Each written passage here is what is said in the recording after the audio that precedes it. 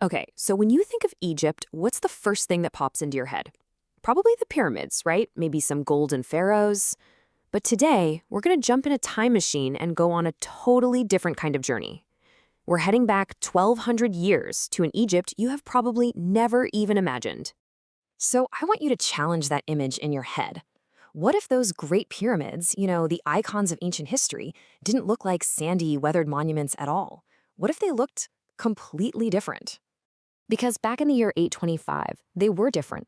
The Great Pyramids weren't rough and sand-colored. No, they were covered in polished white limestone that would have gleamed in the desert sun, and their peaks capped in gold.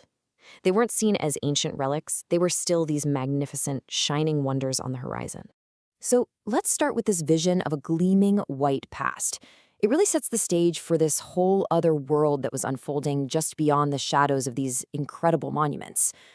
Because while those monuments were symbols of a distant past, a brand new civilization was absolutely thriving right next to them. So let's step into the heart of 9th century Egyptian life, a bustling metropolis that was known as the City of Tents.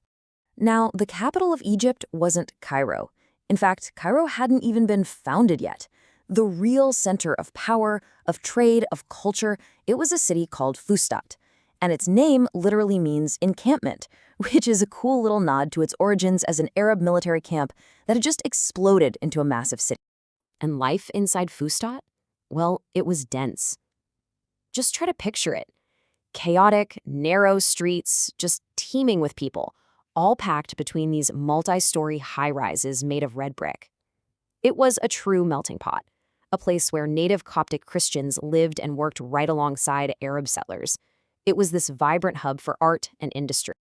But life wasn't all peaceful markets and beautiful art. Nope. Beneath the surface of this bustling society, some very powerful tensions were brewing. This was actually a province on the very edge of revolt. You see, at this point in time, Egypt wasn't an independent kingdom.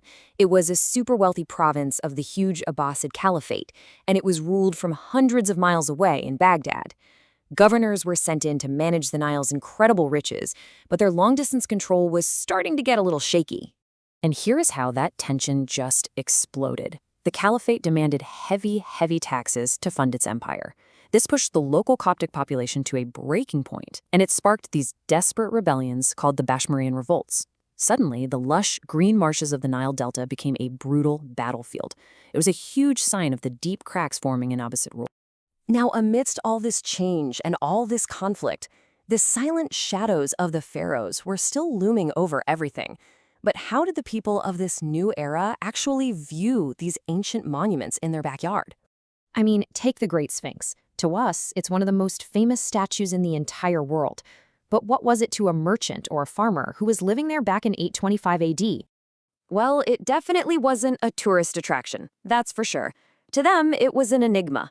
Just this mysterious, colossal ruin from a civilization they barely understood, a silent witness to the rise and fall of one empire after another. And physically, it was completely different from what we see today. The Sphinx was buried in sand right up to its shoulders. Its nearby temple, totally hidden. And here's the real kicker. Its famous nose was still perfectly intact. Yeah, that damage wouldn't happen for centuries. So you have this old world literally being buried in sand, while at the very same time, a new Egypt was being forged in the kilns and workshops of Fustat. And it was creating a legacy that would define the entire region for centuries to come.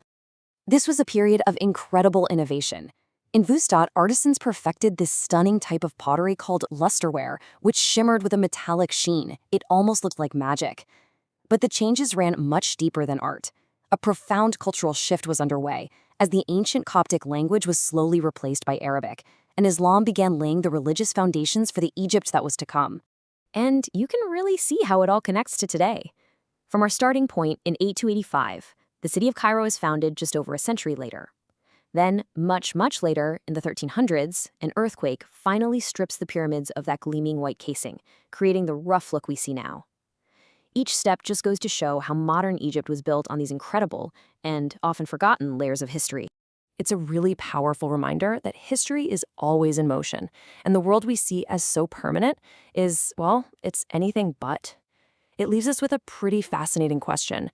If a gleaming white pyramid can become a sandy ruin, what landmarks of our world will be completely unrecognizable 1,200 years from now?